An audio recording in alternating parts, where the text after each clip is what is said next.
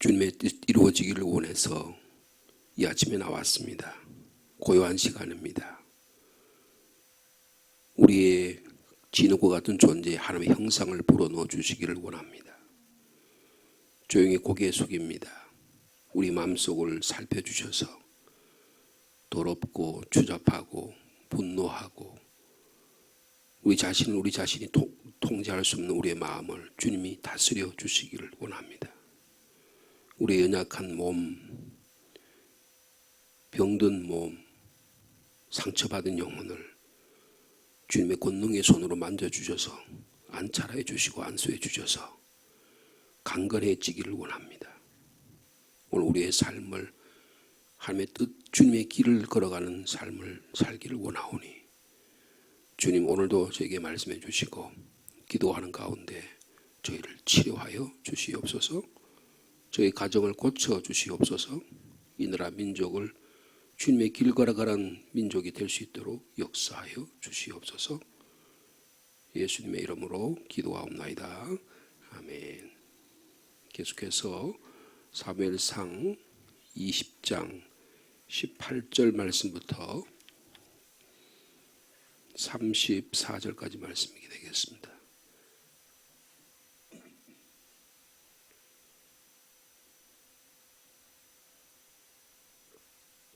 사무엘상 20장 18절에서 34절까지 한 절씩 교독합니다.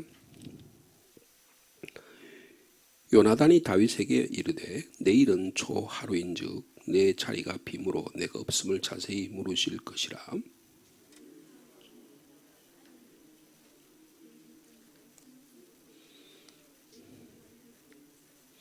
내가 관역을 쏘려 함 같이 화살 셋을 그 바위 곁에 쏘고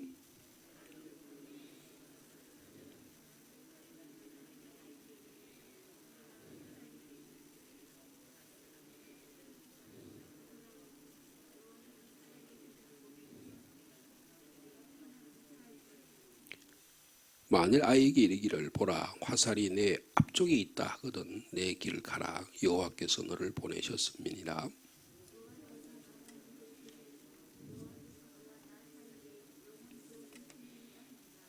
다윗이 들에 숨으니라. 초하루가 되매 왕이 앉아 음식을 먹을 때에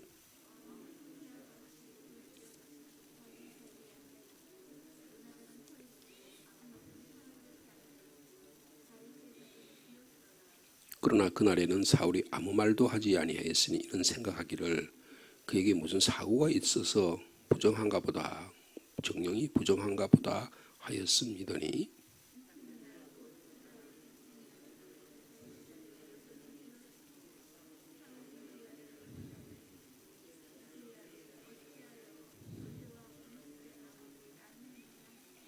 요나단이 사울에게 대답하되 다윗이 내게 베들레헴으로 가기를 간청하여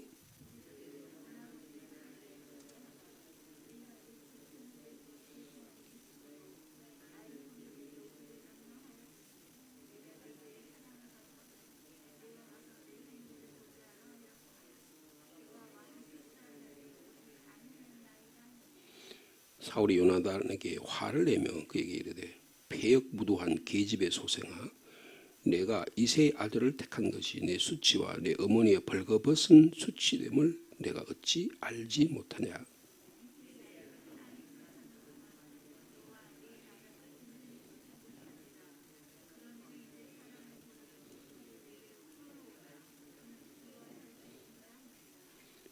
요나단이 그의 아버지 사울에게 대답하여 이르되 그가 죽을 일이 무엇이니까 무엇을 행하였나이까.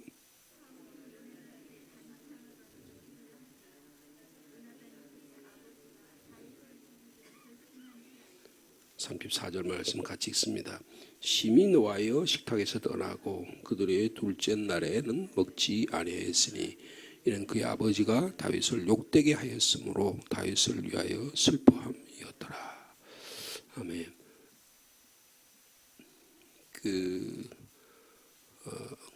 요나단과 다윗이 우정은 깊어가고 그 우정이 사랑으로까지 발전하는 모습을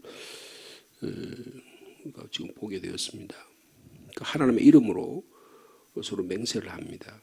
그래서 요나단과 다윗의 개인적인 언약, 약속일 뿐만 아니고 그의 집안과 약속, 그리고 그것이 대대의 자손에 이르기까지 약속을 하는 그런 신실한 관계로 발전하는 것을 볼 수가 있습니다. 네, 이 약속을 하나님이 보증하신다. 그렇게 서로 약속하는 것입니다. 네, 지금 이 상황은 다윗이 절대절명의 목숨을 지금 다윗 사울로부터 빼앗길 그런 절대절명의 위기 가운데 있잖아요. 그래서 그것을 보증하기 위해서 자기 친구 요나단에게 이 사실을 알리게 되고, 요나단의 마음이 확실하게 다윗에게 있음을 오늘 본문 우리에게 말씀해주고 있습니다. 요나단이 참 복잡할 것 같아, 그죠? 아버지의 생각이나 아버지의 뜻을 따를 것이냐, 아니면 친구의 뜻을 따를 것이냐. 여러분, 그럴 때 무엇을 어떻게 선택할까요? 하나님의 뜻이 무엇인지를 분간할 수 있는 능력이 있지 않으면 참 어려운 길이라고 선택이 됩니다. 그래서 요나단은 오늘 본문에도 볼 수 있듯이 21절에도 보면 여호와께서 살아계심을 두고 맹세하노니, 그렇게 너가 결코 죽지 않을 것이다, 내가 보호할 것이다, 그런 표현했죠. 그리고 32절에도 화살을 쏴가지고 여호와께서 너를 보내셨습니다, 그렇게 말하고 있습니다. 그리고 하나님께서 너와 나 사이 영원토록 계실 것이다, 이렇게 신실한 약속을 하고 있는 것을 볼 수가 있습니다. 이런 약속을 했어요. 그러니까 다윗의 안전은 누가 지켜주시는 거예요? 하나님이 지켜주신다. 절대로 내가 너하고의 약속을 배반하지 않겠지만 하나님께서 너를 지켜주신다, 이렇게 말하고 있는 것입니다. 그러니까 이 요나단의 신앙, 요나단의 하나님에 대한 의지, 요나단의 인간관계가 철저하게 하나님 의지 신앙에 있음을 말씀해 주고 있는 것입니다. 다윗이 지금 도망을 가야 할 형편이잖아요. 근데 다윗이 만일 피한다고 하면 하나님께서 너를 안전하게 보내실 것이다, 이렇게 말할 정도인 것입니다. 두 사람 사이의 약속을 보증하신 분은 하나님이시다. 두 사람을 하나님께서 묶어주고 계신다. 어제도 잠깐 이야기했지만 이런 인간적인 신뢰, 우정이라고 표현하든 사랑이라고 표현하든 간에 그런 신뢰를 갖고 있는 인간관계를 갖고 있다면 참으로 행복한 사람이라 그렇게 말할 수가 있는 것입니다. 근데 실질적으로 우리의 삶을 살아보면 그런 경우가 참 드물잖아요. 가정의 부부의 삶을 살아도 그렇게 신뢰할 수 있는 관계가 이루어서 살아가는 게 대단히 어렵다는 것을 발견하게 됩니다. 부모와 자식 간에도 그렇고요. 모든 인간관계에서 하나님이 우리의 사이의 관계에서 믿음의 주체가 되시고 우리를 보호하신 인도의 주체가 되신다라고 하는 믿음이 없이는요, 내 능력과 내 힘과 내 의지와 내 감정으로 이것을 절대로 컨트롤할 수 없다는 것을 우리는 너무나 분명하게 알고 있는 것입니다. 그래서 이제 구체적으로 친구를 보호하겠다고 하는 말을 약속을 하죠.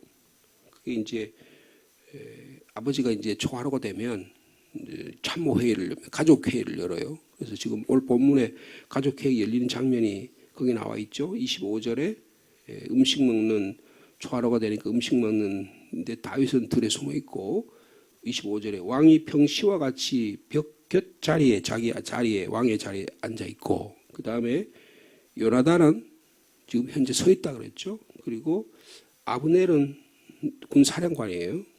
그러니까 사울의 형이나 동생의 아들입니다. 그러니까 친족 관계죠. 조카인데 군사령관이에요. 그런데 그러니까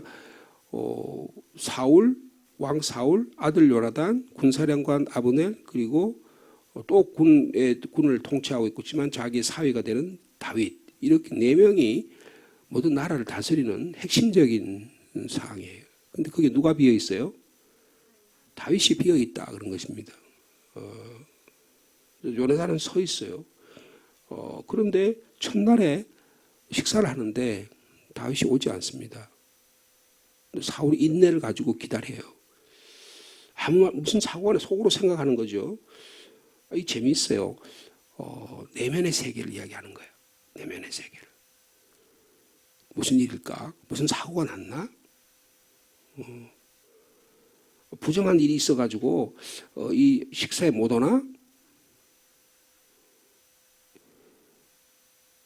뭐 부정한 뭐 물건을 만졌거나 혹은 신체적으로 뭐 부정한 일들이 일어났거나 무슨 시체를 접촉했거나 그런 일에는 참석할 수가 없었기 때문에 그런 일이 있었나? 그렇게 생각합니다. 근데 둘째 날이 됐는데도 또 안 오는 거예요. 그래서 아들에게 묻습니다. 27절에 뭐라고 물어요? 27절 후반절에 이세 아들이 어찌하여 어제와 오늘 식사에 나오지 아니하느냐. 여러분 지금 다윗은 뭐라고 이야기합니까? 이세 아들이라 그래요. 뭐라고 그래야 돼요? 사위가 아니면 다윗이 이렇게 해야 되겠게 하나님의 사랑받는 자 다윗이 왜 안 하냐 이렇게 말해야 될 게 이게 정상 아니에요? 근데 뭐라고 해요? 이세 아들이 왜 참석 안 했냐 그렇게 묻는 거예요. 어제 오늘 사이에 나오지 않았느냐. 다윗이라는 이름조차 부르기를 싫어하는 것입니다. 얼마나 이 사울 안에 분노와 좌절과 원망과 이거 꽉 차 있다는 걸 볼 수 있어요. 여러분 그 사람이 하는 말, 어투, 행동, 눈빛을 보면 그 사람의 삶의 모습을 알 수가 있는 것입니다. 오랫동안 같이 살면 남편이 이렇게 기침만 해도 알잖아요. 저 사람 알더라고요. 제가 기침만 해도 기분이 어떤지를 알더라고요. 숨길 수가 없어요. 제가 조금만 기분이 나쁘면 얼굴이 뻘그락뻘그락해진대요. 그걸 숨길 수가 없어요.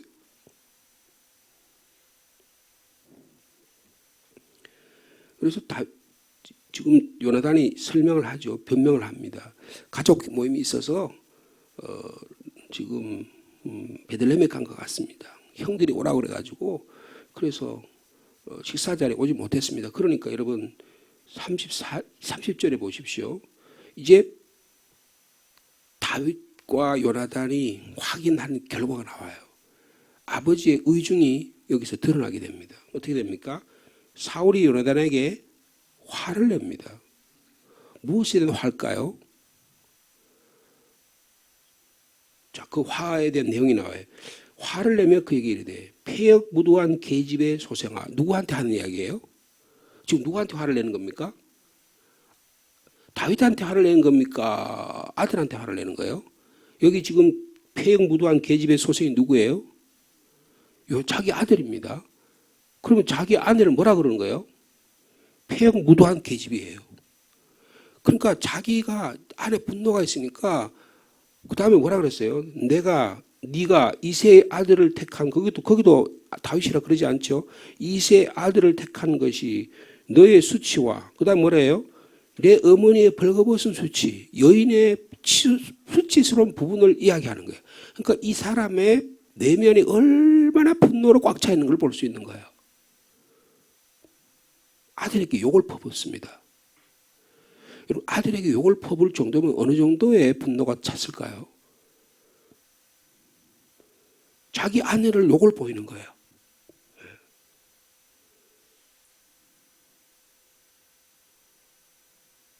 격렬한 식사 자리 아닙니까?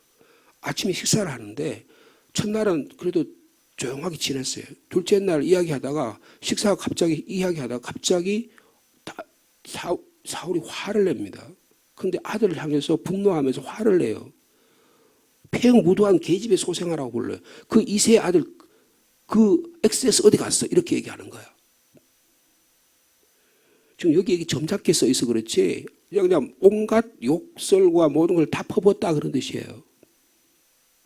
여러분 우리가 분노가 치오르게 되면 우리 자신의 안에 있는 더러운 것들이 다 튀어나오잖아요. 막 쏟아져 나옵니다. 평소에 마음에 불평하고 있었던 마음이 막 뒤쳐져 나오기 시작하는 거예요. 그게 우리의 본질입니다. 우리 마음속에 있는 거라고요. 이제 진짜 마음이 나옵니다. 31절에 이세 아들이 또 이세 아들이라 그러죠. 땅에 사는 동안에 걔가 살아있는 동안에는 너와 내 나라가 안전하지 못해. 그런즉 이제 사람을 보내서 그를 내게로 끌고 와. 그리고 이세를 뭐라 그래요? 이세 아들을 뭐라 그래요? 그는 죽어야 할 사형 선고를 그 자리에서 합니다. 여러분 사람이 사람을 왕이라고 해서 자기가 맘대로 그 자리에서 사형 선고를 하는 거예요. 그 죽어야 할 XX 이렇게 얘기하는 거예요.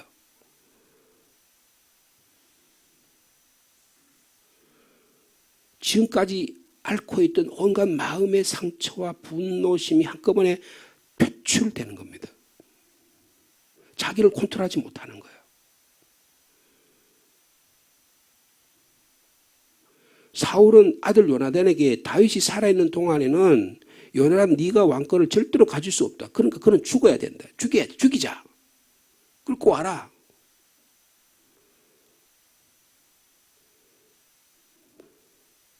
근데 그에 대한 아들의 대답이 어떻습니까? 32절에 보니까 요나단이 그의 아버지에게 사울에게 대답하여 이르되 그가 죽을 일이 무엇입니까? 아버지는 왜 무슨 일로 그를 죽이려고 합니까? 무슨 잘못을 했길래 그를 죽여야 됩니까? 지난번에 한번 그런 일이 있었잖아요. 그랬더니 어떻게 해요? 아버지를 설득했었어요. 그래 아버지 설득을 당했어요. 근데 지금은 이미 그 도가 지나쳐 버렸습니다. 이성이 한계가 넘어간 거예요. 이성으로 통제할 수 없는 거예요.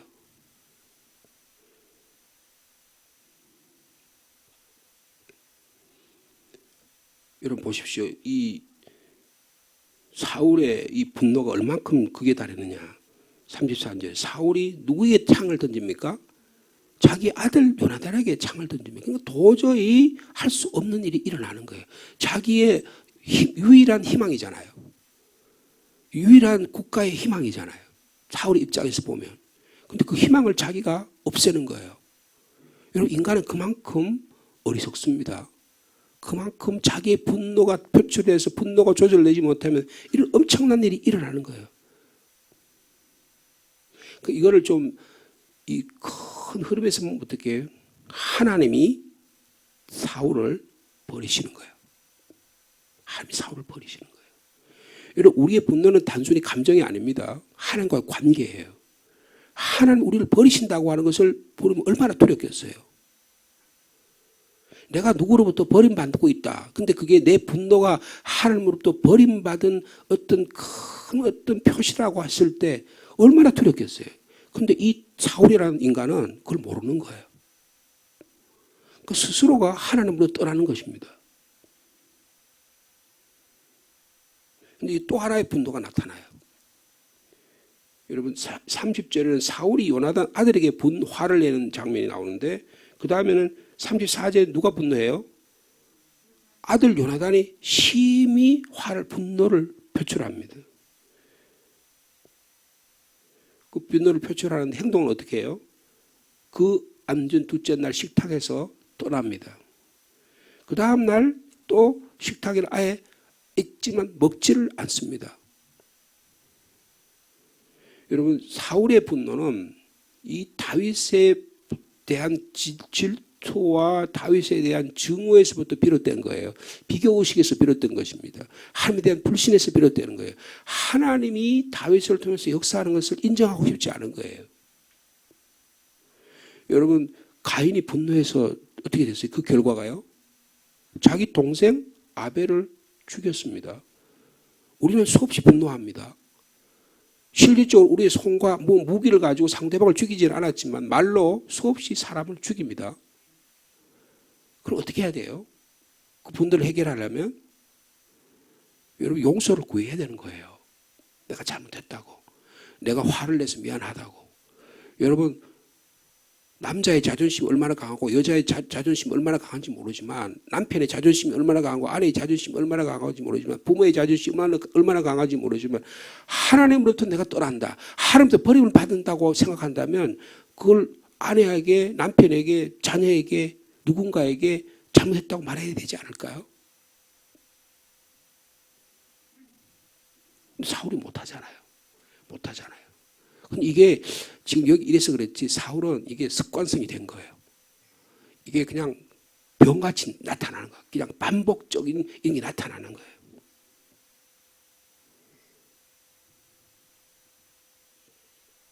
말에서 나타나죠. 이새를 다윗을 부를 때도 그렇죠.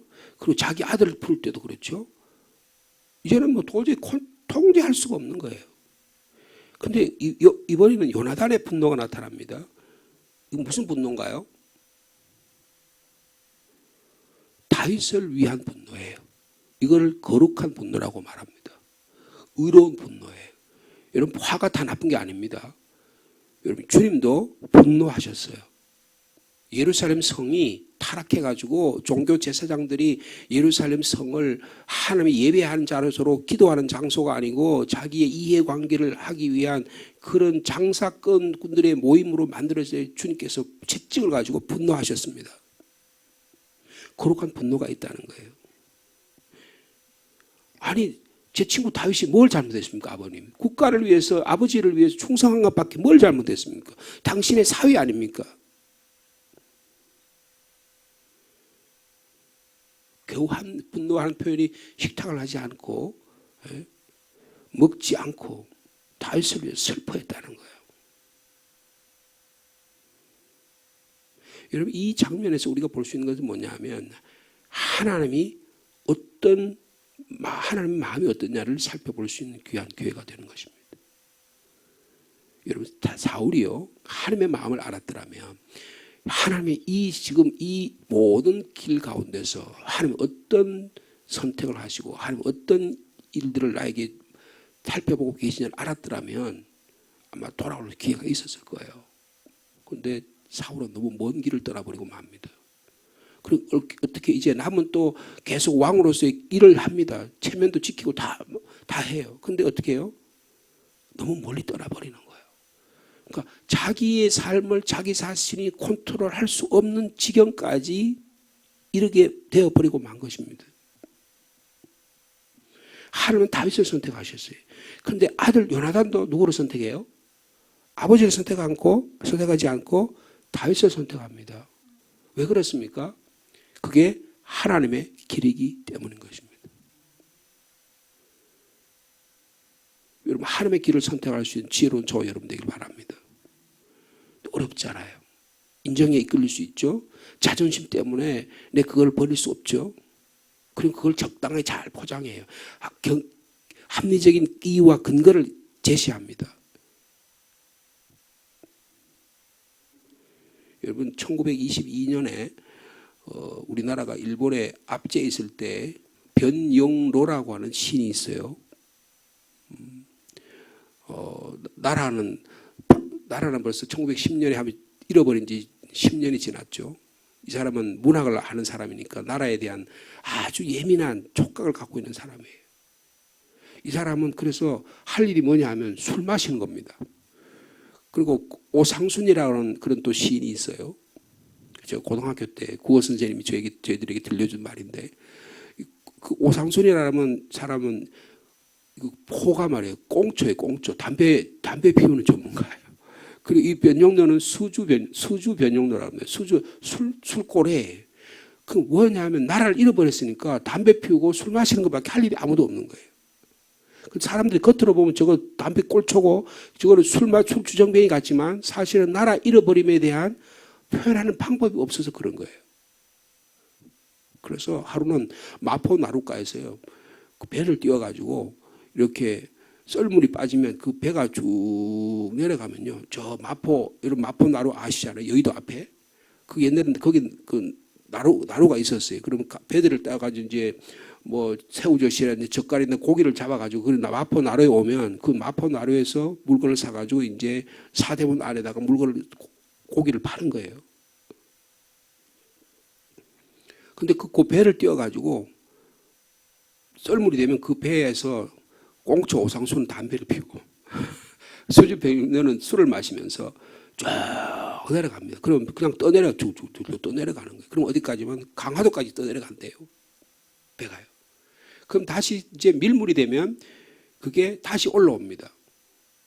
그럼 밀물이 타면 밀물을 타고 물론 노를 젓는 사공이 있겠죠. 그 배를 져가지고 계속 올라오는 거예요. 그러면 행주산성 앞까지 온대요. 그 행주산성 앞에다 배를 세워놓고 시를 쓰는 겁니다. 근데 그 시를 쓴 거 가운데 하나가 뭐냐 하면 논계라는 시예요. 논계 아시죠? 임진왜란 당시에 적장을 진주에 있는 촉성루에서 덕장을 끌어안고 죽은 기생이잖아요. 근데 그 논계라는 시에 이런 장면이 있어요. 거룩한 분노는 종교보다 깊고 불타는 정열은 사랑보다 강하다. 이 거룩한 분노가 뭘까요? 일본이 우리나라를 침략해서 우리나라가 공격을 당했는데 너무너무 화가 나. 근데 자기의 힘으로는 이것을 지킬 수가 없어. 이미 왕들도 다 죽어버렸어. 그리고 의병들의 동학난도 그리고 모든 것들이 다 상실되어 버렸어요. 자기가 할 수 있는 것은 큰 바위에다가 결안을 가지고 치는 것보다 더 무능해. 그러니까 근데 막 견딜 수가 없어요.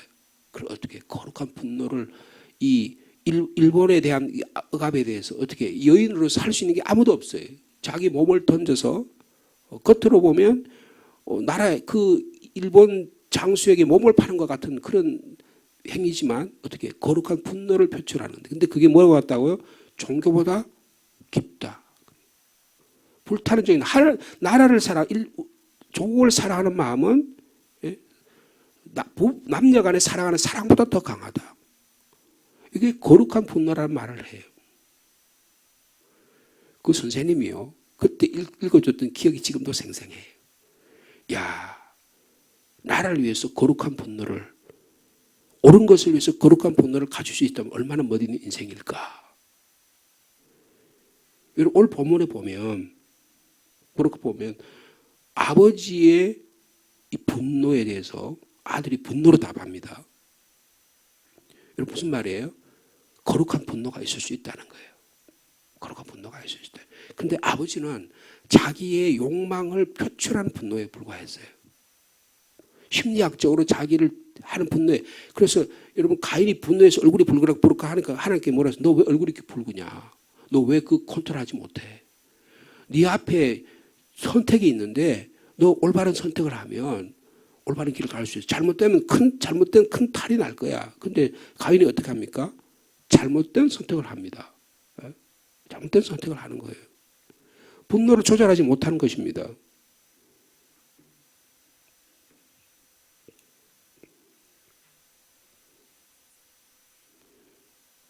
오늘 우리의 삶 속에서 하나님 어떤 삶을 살기를 원하고 계신지를 말씀하고 있습니다.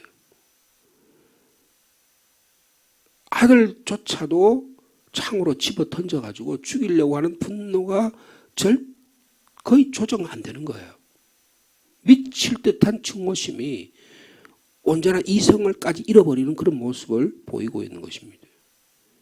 그런데 이 요나단의 분노는 어떻습니까? 다윗을 위한 슬퍼함의 분노예요. 여러분 하나님의 나라를 위해서 분노할 수 있는 저 여러분 되기를 바랍니다. 그게 얼마나 효과가 있냐? 그건 주님의 영역이에요. 우리가 할 영역은 아니에요. 그건 하나님께서 알아서 하신다고요. 지나고 보면 하나님께서 그 거룩한 분노를 일으키는 자를 하나님이 들어 쓰셔요.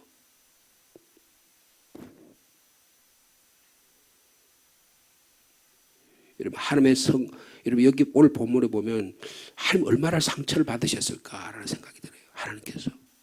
하나님이 선택한 자가 지금 죽음의 위기 당하고 있잖아요. 그죠? 하나님의 마음에 드는 자가 지금 위기 상황 가운데 있잖아요. 근데 하나님을 적대하는 자가 그 분노를 가지고 그리고 가장 사랑하는 이 세상에서 이렇게 좋은 인간관계를 가진 우정이 볼 수 있을까요? 근데 그가 지금 창을 던져가지고 이 하나님을 적대하는 자가 분노하는 자가 그 요나단에게 가슴에다가 창을 찔르려고 그러잖아요. 근데 하나님이 상처받으셨다는 거예요. 하나님 상처받으셨다는 거예요.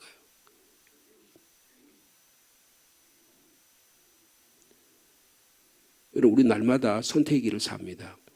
우리의 욕망보다 하나님의 길을 걸어갈 수 있는 저 여러분 되기를 축복합니다. 내 분노보다 더 소중한 게 있다는 거예요. 하나님의 거룩한 분노가 있다는 거예요. 하나님의 뜻이 있다는 거예요. 하나님의 영광이 있다는, 하나님의 나라를 위해 살아야 될 당연한 길이 있다는 거예요. 근데 그 길을 주님께서도 예루살렘 올라가서 분노하셨잖아요. 주님께서 분노하신 경우가 많습니다. 연약한 자가 막 질병 가운데 고통당할 때 주님께서 마음이 아팠어요. 이것도 분노입니다. 악한 마귀 사탄들이 그 안에 들어와서 그의 마음을 막 갈라놓는 걸 보고 주님께 분노하시는 거예요. 그래서 그 분노를 주님께서 치료하신 것입니다. 여러분, 거룩한 분노를 통해서 하나님을 대한 사랑과 이웃에 대한 사랑으로 치유의 역사가 일어난 오늘 하루의 삶이 되기를 축복합니다. 내 안에 있는 분노가 내가 해결할 수 없다는 거 어떻게 해요? 이거 주님 앞에 내려놓아야 합니다. 그리고 주님 앞에 내가 잘못했다 해야 되는 거예요. 근데 구체적으로 어떻게 해야 되냐? 내 아내에게, 내 자녀에게, 내가 그 분노한 상대방에게 내가 잘못했다고 이야기해야 되는 거예요. 이거 훈련해야 됩니다. 그래야 치료가 되는 거예요. 네? 요나단은 사울은 말이에요. 이 왕이기 때문에 못하는 거예요. 왕이란 절대 권력을 갖고 있으니까 못하는 거예요. 부모기 때문에 자녀한테 못하는 거예요. 내가 더 힘이 있다 그러니까 그걸 못하는 거예요. 여러분, 힘이 없으면 어떡합니까? 죄송합니다. 자기가 살아남으려고 말이에요. 내가 어떻게 해든지 의뢰 관계에 있으니까 내가 여기서 생존해야 되잖아요. 그래도 비굴하지만 내가 그래도 잘못했다 그러잖아요. 근데 어떻게, 내가 갑의 관계니까 그건 못하는 거예요. 이런 갑의 관계에 있는 게 높은 위치에 있는 게 좋은 게 아닙니다. 자기 인격을 상실하는 위기에 있을 수 있다는 거예요. 네? 그러니까 이게 사울이요, 평소에 분노를 조절할 수 있는 능력을 가졌더라면 이런 일이 일어나지도 않았어요. 그리고 좋은 나라를 다스리는 좋은 왕으로 살아갔을 거예요. 근데 어느 날부터 갑자기 그의 마음속에 이 분노가 찾아오기 시작하고 그 화가 찾아오기 시작하고 이것이 하나님이 떠나는 일이 일어나는 거예요. 여러분, 아버지가 아들을 잃어버린 사건이잖아요. 오늘 본문에 아버지가 아들에게 창을 던지니까 아들이, 거기 보세요. 34절에 심히 놓아요. 아버지에게 분노합니다. 그래서 식탁에 떠납니다.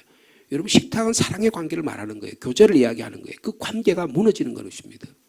여러분, 여러분의 식탁 속에서 부부 사이 관계가 떠나고 있는 분이 계십니까?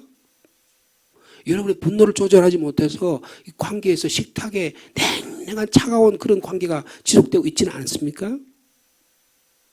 그 둘째 날 아예 먹지도 않잖아요.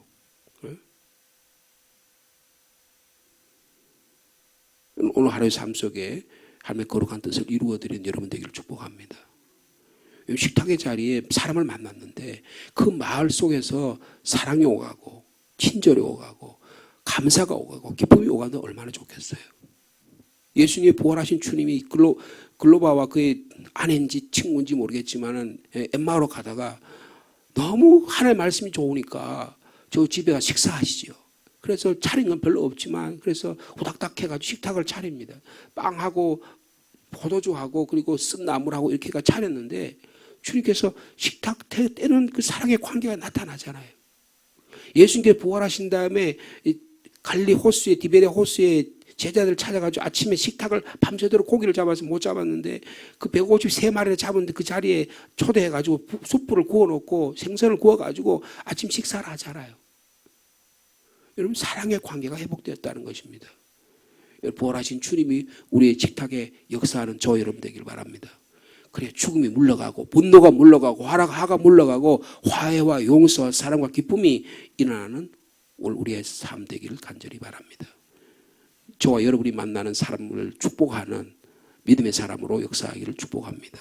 하나님 아버지 감사합니다. 우리는 늘 분노 가운데 삽니다.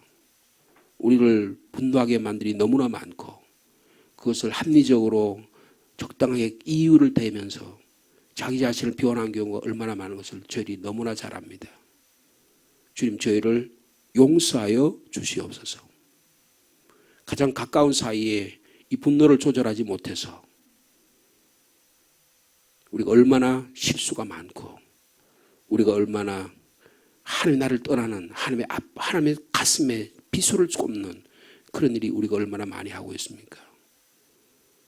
주님, 내가 내 삶의 주인이라고 생각하는 깊은 교만이 숨어있기 때문입니다.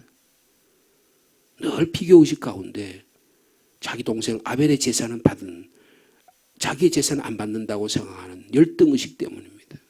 하나님이 아벨을 사랑하시던, 내가 하나님 앞에 온전한 예배를 드리면 나의 제사도 받으신다는 가인의 믿음이 회복되면 하나님께서 분노도 치료해 주시고 회복시켜 주실 텐데, 어리석은 저희들의 삶의 모습과 다를 바가 없습니다. 주님, 요나단처럼 거룩한 분노를 가질 수 있는 저희들이 되게 하여 주옵소서. 세상의 악에 대해서는 눈을 감고 자기 이해관계에서를 철저하게 계산하면서 하나님 나라가 이 땅에 이루어진 정의와 평화를 위해서는 거짓 평화를 내세우는 정치인들이 아니라 정말 나라와 민족을 위해서, 국가를 위해서 자기를 희생하고 자기의 목숨도 자기의 생명도 자기의 기술도 자기의 돈도 희생하는 거룩한 분노의 삶을 살아가는 자들을 통해서 오늘도 한국의 사회가 지탱되고 있고 주의 몸된 교회가 그런 분들의 기도와 거룩한 분노로 오늘도 역사가 되고 지탱되고 보호받는 줄 믿습니다. 주님, 저희들 그런 삶을 주님의 길을 걸어가는, 선택할 수 있는 저희들 될 수 있도록 주께서 역사하여 주시옵소서. 오늘도 두 구역에는 신방을 하려고 합니다. 좀 신방받는 가정, 저 예천에 있는 모든 가정들 멀리서 우리 교회에 출석하는데 그분 가정을 주님이 찾아가 주시고 믿음의 길을 잘 걸어갈 수 있는 가정들 되게 하여 주옵소서. 인생의 험한 길을 살아가는 분들이 참 많습니다. 내 믿음과 내 삶을 어떻게 표현해야 될지 몰라서 고통당하는 분도 참 많습니다. 주님 찾아가셔서 한 가정 만나주시고 역사하여 주시옵소서. 이 아침에 저희들 이 조용한 시간에 주님 안에서 주님의 뜻을 찾기를 원합니다. 주의 저를 새롭게 하여 주시옵소서. 저희들도 치료하여 주시옵소서. 예수님의 이름으로 기도하옵나이다.